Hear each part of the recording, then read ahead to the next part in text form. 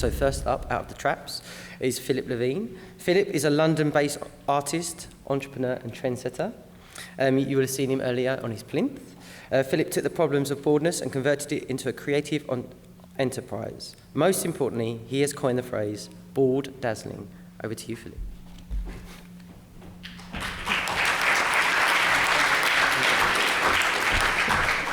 Hi everyone, how are you? You good? Had a nice break? I've been asked to answer this question from my personal experience. What have you learned since creating a problem?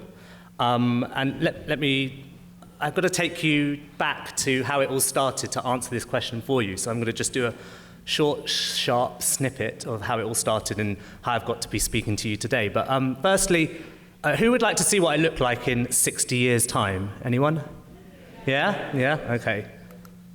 Okay, this is what I'm going to look like in 60 years' time. And who would like to see what I look like in 30 years' time? Okay. Well, as you can see, those two people, the first one was my granddad, the second one is my dad. And I had a condition which I knew was going to happen to me. It's genetics. I was going to go bald. And that happened to me at a very young age, in sense my early teens, sort of early 20s. And I promised myself one thing: I wouldn't get into this position, which is called the Bobby Charlton sweepover. I promised myself if I ever got to the stage where I just didn't like the way my hair was balding, I'll shave it all off. And that's what I did. I shaved it all off. And normally what I say to people is I shaved it all off, looked in the mirror and saw this wonderful canvas on my head to create art. But that, I've got to be honest with you, in this scenario, it's not the way it really happened. What happened was I did shave all my hair off. And I looked in the mirror and saw this wonderful space where my hair used to be, and I would love just to put art on it. And that's what I did. I found a body artist, a co-collaborator called Kat Sinclair, who's been with me since 2006 when I was shaving my hair off. And she started helping me facilitate creating my ideas and putting them into reality. And sometimes we did it at home, and I washed like the designs off or took the designs off at home. Sometimes I went out, and we started documenting them. And this is what they, let's go back. This is what they looked like. Really fun. And as I said, sometimes I went out with them on. And I did occasionally do it officially and publicly when I used to put on an event called Lazy Gramophone Press, which was an event putting on music, spoken word, and performance. And the great thing about it was I got wonderful, wonderful reactions from people. And this was the space of over about 3 years, from 2006 to 2009.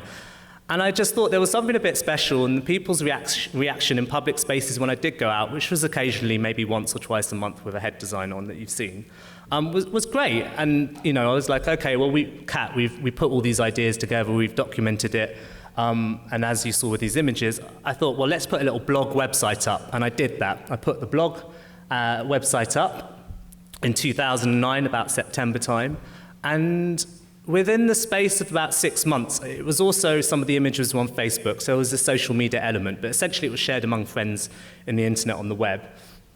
And the reaction was getting bigger and bigger, and then suddenly I started getting interviewed by journalists. Two primarily did the first articles. The first one was Alex Fox, who did an article on me in Bazaar magazine in around March, April 2010. And also another person called William Pine, who was like a video journalist and put a video of me do my head designs up on Don't Panic online. And suddenly, all my images viraled and trended, and hundreds of thousands of people saw it, and I was getting lots of reactions. So suddenly I was getting an audience on the internet, on the web, that was seeing my work from all around the world. And I thought, well, okay, I've done this, I've put a little website up, what do I do next? Maybe I should put on an exhibition, an official one, of my best head designs. And so that's what I did, but I needed a sponsor, so I thought, well, I shave my head, I use a razor blade, maybe I should contact the biggest shaving brands in the UK and say I'm bald, I'm an artist, and you don't support those types of people. I never see bald people in your advertising campaigns, or very rarely. So that's what happened. Gillette, Wilkinson Sword, and King of Shades were contacted, and Gillette sponsored me for my exhibition called Headism in 2011. And here's the official photos. As you can see, they're a lot better than the ones you saw. And there's some of my sort of Chanel No. 5s, the classic piece there, the crystal one you see today. Coffee beans, wonderful body painting that Kat can do of a Chinese mural, and various other ones here, like the kisses and the hundreds and thousands.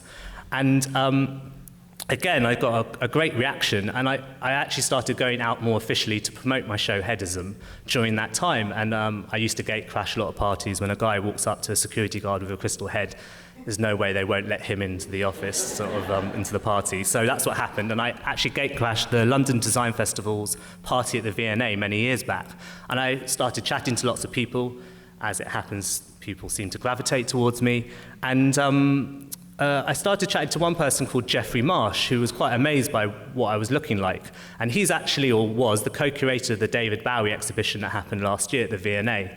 And what he said was like, wow, your performance art, your live art, you're the embodiment of art. You should be performing this in an art context. And then the next thing I knew, I was performing, as you can see on that far image, at the V&A in the Dorothy and Michael Hinch Sculpture Gallery among all these hundreds-of-year-old sculptures in a living embodiment and interacting with people, with audience members, and that's me at Somerset House. And I started getting booked to perform in a sort of high art element. And again, I was creating another audience, which was just amazing in itself. Though I think that takes a little journey of what's happened with me getting audiences during that time. And there was one thing that I found, which I didn't really realize quite at the beginning of me embracing my baldness, was I was getting contacted by lots of people that weren't happy with their baldness.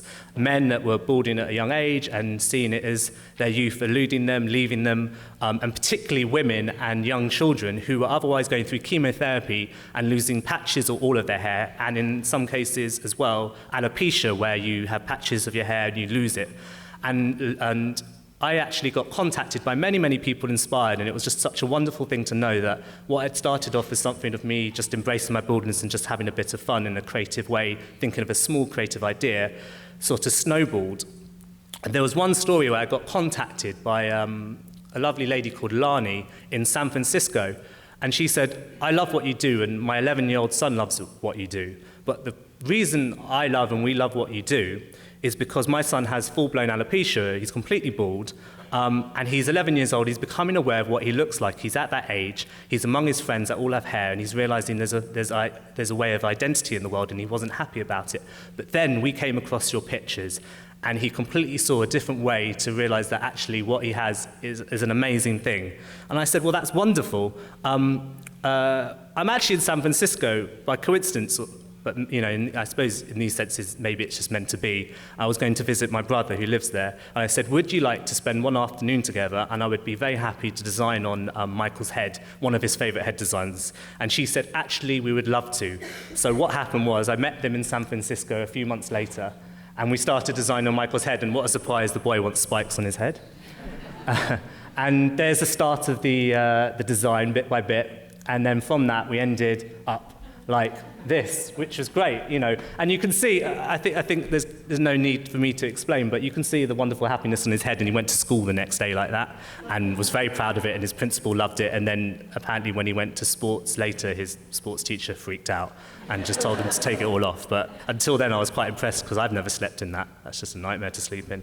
But I'm going to come back to all the packs you've got and try and finalize what I'm trying to get to with the answer of my question.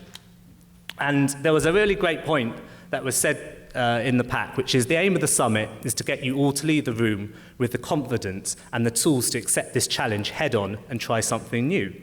And I'm hoping that what you saw me explain is I tried something new, and I didn't know what was going to happen with it, and I really didn't know that in 8 years' time since starting this 2006, I'd be talking to you all now and hopefully inspiring you for the next afternoon and tomorrow particularly, when you'll be thinking of ideas and not to be scared. And I suppose the points I'd like to leave you with is I didn't try to target an audience, as hopefully you can hear what I said at the beginning. I was literally doing it at home just for fun and documenting it with a few pictures. There was no focus at the beginning of my journey for an end product or an ultimate audience. It was very personal to me, and I think ultimately that it's a personal thing, it's a gut feeling that I went on. And by constantly putting your idea out to the public physically, as I did, or through the web and media, you can never fully predict where your idea will lead and how people will react. And I hope you can take that on board and be inspired by that. Thank you very much.